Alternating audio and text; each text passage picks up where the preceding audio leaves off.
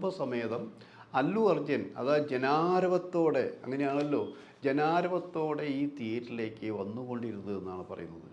വന്നു കഴിഞ്ഞ് അകത്ത് കയറി. കാരണം ആ തിയേറ്ററിനുള്ളേക്കാൾ 10 ഇരട്ടി ജനങ്ങൾ പുറത്തുണ്ടെന്ന് ആലോചിക്കണം. അതിൽ കൊള്ളാവുന്ന മാക്സിമം ഇടിച്ച് കയറ്റിയ ആൾക്കാരുണ്ട്. അപ്പോൾ ഇതിൻ്റെ പ്രശ്നങ്ങൾ കണ്ടുകൊണ്ടപ്പോൾ ആദ്യം അദ്ദേഹത്തിന് അറിയിച്ചു, നിങ്ങൾ ഈ ഇവിടേക്ക് പുറത്തിറങ്ങണം, അപകടങ്ങൾ സംഭവിക്കുമെന്ന് പറഞ്ഞു. അപ്പോഴും പുറത്തിറങ്ങി. പിന്നീടാണ് ഈ തിക്കും തിരക്കിൽപ്പെട്ട് ഈ സ്ത്രീ ഈ മരിച്ചതും അവളുടെ മകന് പരിക്കേറ്റവും. അതറിഞ്ഞ് DGP പോലും പറഞ്ഞു നിങ്ങൾ കാരണം. പക്ഷേ ഇതെല്ലാം അറിഞ്ഞിട്ട് പോലും ഈ ദുരന്തങ്ങൾ സമ്മതിച്ചിട്ട് പോലും അല്ലു അർജുൻ സിനിമ കഴിയാതെ പുറത്ത് ഇറങ്ങിയില്ല എന്നാണ് അറിയാൻ കഴിഞ്ഞത്.